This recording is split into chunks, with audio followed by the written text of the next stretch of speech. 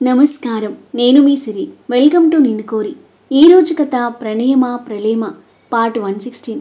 రచించిన వారు బృందా గారు. ఇక కథలోకి వెళ్తే ప్రతి ఆదిని చిరునవ్వుతో ఆర్తిగా చూస్తూ ఉంటే ఆమె చూపుల బాణాలు గుచ్చుకొని తల తిప్పి చూసిన ఆది ఏంటి అన్నట్టుగా కళ్ళెగరేశాడు. తడబడి అడ్డంగా తలాడించి చూపు మరల్చుకుంది కృతి. ఆది తలపట్టుకుని ఇంకా ఎంతసేపు ప్రయాణం? త్వరగా కారు నుండి బయటపడితే గానీ నేను ప్రశాంతంగా ఊపిరి తీసుకోలేను మనసులో అనుకుంటూ తలెత్తి చూసేసరికి అప్పటిదాకా ఒక కంట అతన్ని గమనిస్తున్న మిగతా నలుగురు చూపు తిప్పేసుకుని వాళ్ళలో వాళ్ళి నవ్వుకుంటూ కనిపించారు. అందరి వైపు ఒక చూపు చూసి ఇంకేం మాట్లాడలేక సైలెంట్గా ఉండిపోయాడు ఆది. మరో అరగంట ఉల్లాసమైన ప్రయాణం తర్వాత వాళ్ళు అనుకున్న రెస్టారెంట్కి చేరుకున్నారు. అమ్మయ్యా, బ్రతికిపోయాన్రా బాబు అని కృతి దిగిన వెంటనే దిగేసి హాయిగా ఊపిరి పీల్చుకున్నాడు ఆది. ఏమాది, ఇప్పటిదాకా కార్లో ఊపిరి ఆడలేదా? నిఖిల్ ఓరగా చూస్తూ అంటుంటే ఎలా ఆడుతుంది, ఎరక్క వచ్చి ఇరుక్కుపోయా అని గొనిగాడు ఆది. మాకు మాత్రం ఈ జర్నీ భలే థ్రిల్లింగ్గా అనిపించింది అని నిఖిల్ చిలిపిగా నవ్వుతూ అంటుంటే ఎందుకు అనిపించదు, నన్ను ఇరికించేసి మీరు బాగా ఎంజాయ్ చేశారు కదా అని విసవిస లోపలికి నడిచాడు ఆది. అందరూ గట్టిగా నవ్వగా కృతి వెళ్తున్న ఆది వైపే మౌనంగా చూస్తుంది. కృతి, పద వెళ్దాం. ఉదయ్ పిలుపుకి చూపు తిప్పుకొని అలాగే సార్ అని వాళ్లతో పాటు లోపలికి కదిలిన ఆమె వైపు అభి చిరునవ్వుతో చూస్తూ, కృతి, వాడు నీతో కోపంగా మాట్లాడినా నేను నెగ్లెక్ట్ చేసినా పట్టించుకోకు. వాడిలో పూర్తిగా మార్పు రావడానికి టైం పడుతుంది. పెళ్ళైతే నీ ప్రేమతో వాడిలో ఖచ్చితంగా మార్పు వస్తుంది. వాడిని ఒప్పించి మీ పెళ్లి జరిగేలా చేసే బాధ్యత మాది అని చెప్పడంతో అలాగే సార్ అని హ్యాపీగా నవ్వుతూ తలాడించింది కృతి. మాట్లాడుతూ రిజర్వ్ చేసిన టేబుల్ దగ్గరికి చేరుకున్నారు. అప్పటికే ఆది టేబుల్ దగ్గర కూర్చొని వెయిట్ చేస్తున్నాడు. కృతి, రా కూర్చో అని ఉదయ్ ఆదికి ఎదురుగా ఉన్న చైర్ చూపించడంతో ఆమెని ఓరకంట చూస్తున్న ఆదిని బిడియంగా చూస్తూ కూర్చుంది కృతి. ఉదయ్ ఆమె పక్కన కూర్చున్నాడు. ఇక్కడ కూడా రిజర్వేషనేనా అని ఆది తనలో తానే గొనుక్కున్నా.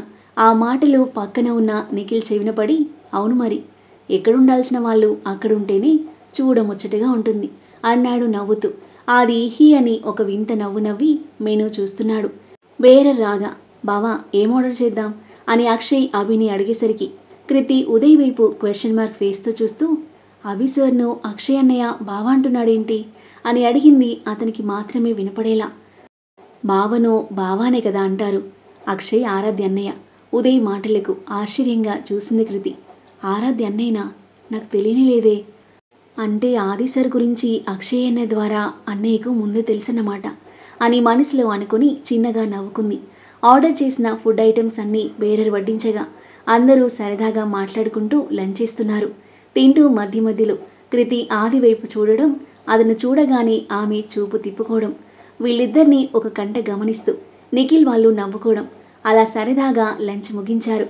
బావా, మామిప్పుడు ఆఫీస్లోనే ఉన్నారా? వెళ్ళి మీట్ అవుదామా బయటికి నడుస్తూ అడిగాడు అక్షయ్. డాడీకి లేరు అక్షయ్, మీటింగ్ ఉండి ముంబై వెళ్ళారు అని అభి చెప్పడంతో అలాగా, సరే బావా అన్నాడు అక్షయ్. ఎలా వచ్చారో అదే పొజిషన్లో కారులో కూర్చొని ఫ్లాట్కి తిరిగి ప్రయాణమయ్యారు. కృతి విండో నుండి బయటికి చూస్తూ కూర్చోగా ట్రీట్మెంట్ వల్ల నార్మల్గానే డైలీ మధ్యాహ్నం కునుకు తీసి ఆదికి స్టమక్ ఫుల్గా లంచ్ చేసేయడంతో కారెక్కిన కాసేపటికే నిద్ర ఆవహించి కునికిపాట్లు పడుతూ నిఖిల్ భుజం మీద తలవాల్చాడు. నిఖిల్ కావాలని అతని తలను మెల్లిగా కృతి భుజం మీద ఆనించి ఏమీ తెలియనట్టుగానే అక్షయ్తో మాట్లాడుతున్నాడు.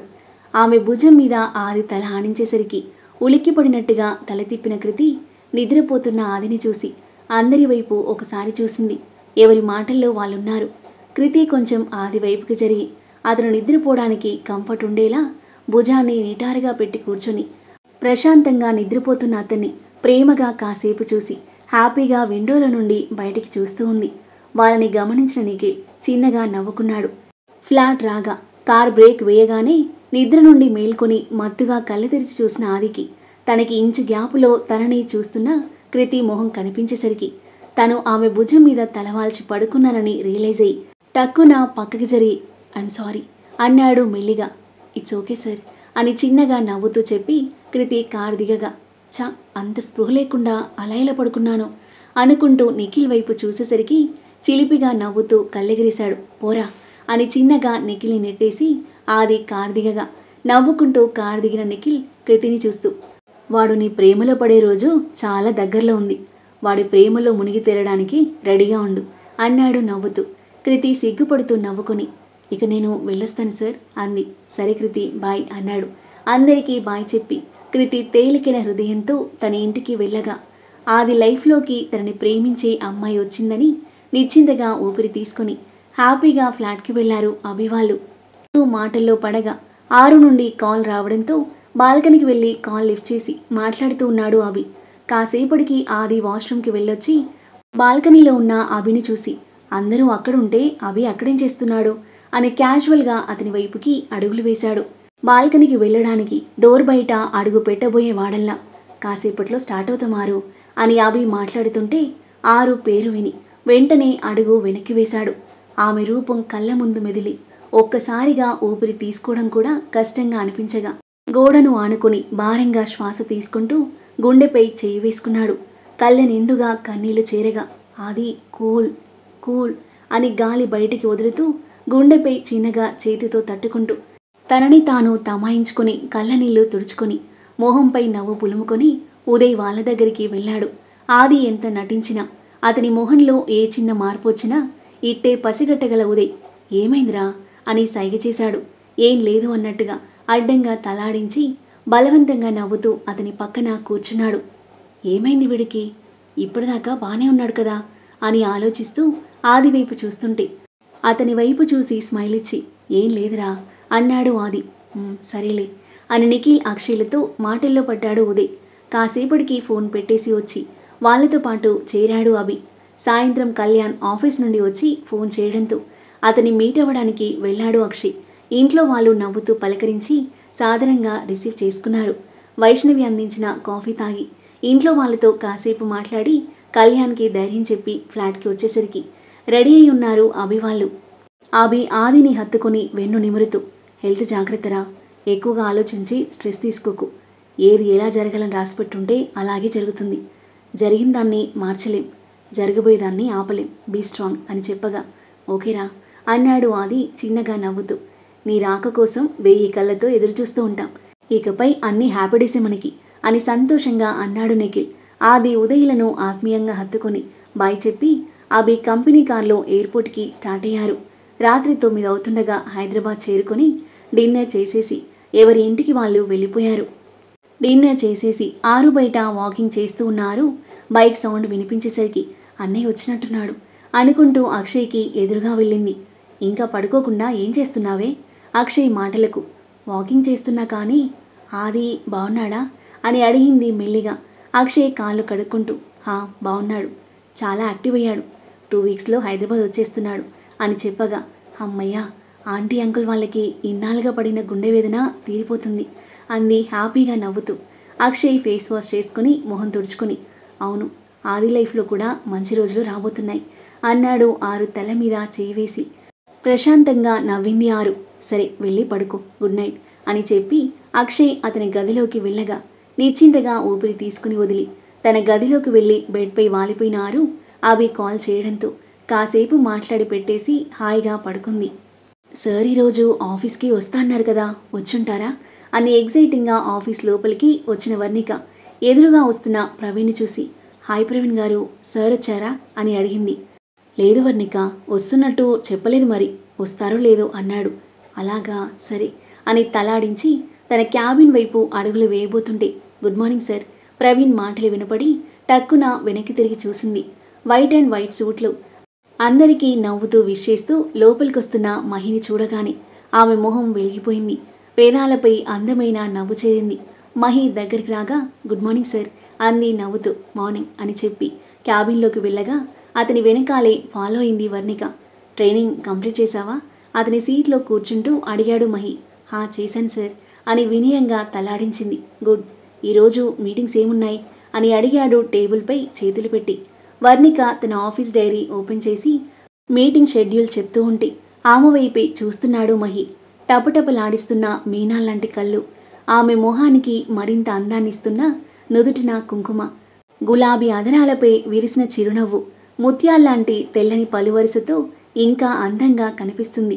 ముద్ద మందారంలా ఉన్న ఆమెని కన్నార్పకుండా చూస్తున్న మహి కొన్ని క్షణాలకు ఈ లోకంలోకి వచ్చి వాట్ హ్యాపెన్ టు మీ అనుకుని తల విదిల్చి వనిక stop, we will discuss later, let's have a coffee అన్నాడు. అలాగే సార్ అని అటెండర్కి కాల్ చేసి కాఫీ తెప్పించి మహికి అందించి తను తీసుకుంది వర్ణిక. కాఫీ తాగడంతో మైండ్ రిఫ్రెషింగ్గా అనిపించి వర్ణిక చెప్పడం మొదలుపెట్టగా తన మీద కాకుండా తను చెప్పేదాని మీద కాన్సన్ట్రేట్ చేశాడు మహి. అభి కాల్ చేయడంతో బెడ్పై పడుకున్న నిఖిల్ ఫోన్ తీసి లిఫ్ట్ చేశాడు. రే, ఇంకా ఆఫీస్కి రాలేదేంట్రా? రోజు రోజుకి బద్ధకం ఎక్కువ అవుతుంది నీకు. అభి మాటలకు రే బద్ధకం కాదురా అని పొట్టపై ముద్దుగా బోర్లా పడుకున్న పాపను ప్రేమగా చూస్తూ, నా బంగారు తల్లి నన్ను వదలట్లేదురా. నైట్ పడుకోకుండా ఏడుస్తుంటే నా పొట్ట మీద వేసుకుని పడుకోబెట్టా, అంతే. ఇంకా నా పొట్ట మీద నుండి తీస్తే చాలు పెద్దగా ఏడుస్తుంది. ఆ ఏడుపు తట్టుకోలేక మళ్ళీ పడుకోబెట్టా. ఈ మధ్య జిమ్ కూడా సరిగా చేయట్లేదు కదా, కొంచెం పొట్టొచ్చేసింది. పరుపు కంటే నా పొట్ట మెత్తగా ఉన్నట్టుంది, అందుకే అంటిపెట్టుకుంది. పొట్ట మెత్తగా ఉండడం కాదురా, నీ మీద ప్రేమ, నీ స్పర్శ తనకి తెలుస్తుంది. అందుకే హాయిగా ధైర్యంగా పడుకుంది. 2 రోజులు నువ్వు లేవుగా, నిన్ను బాగా మిస్ అయినట్టుంది.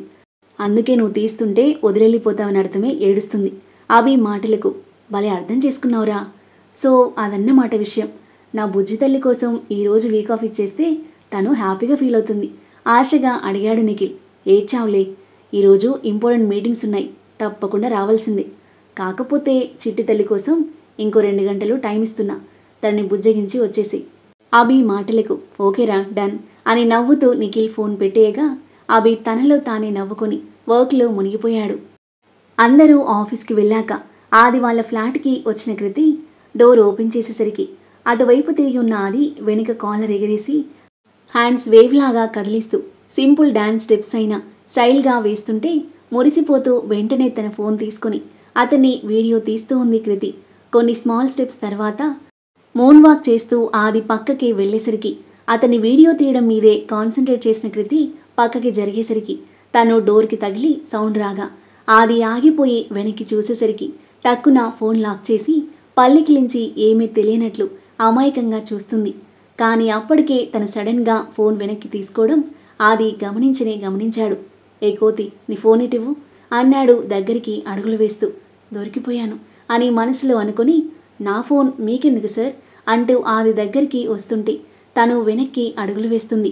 నీ చేతులతో నువ్విస్తే బాగుంటుంది, లేదంటే నేనే లాక్కోవాల్సి వస్తుంది, ఇవ్వు అని దగ్గరికి రాగా వెనక్కి 2 అడుగులు వేసిన కృతికి గోడ తగిలేసరికి తుల్లిపడి వెనక్కి చూసి మళ్ళీ ముందుకు చూసేసరికి తనకి అది దగ్గరగా వచ్చేశాడు ఆది.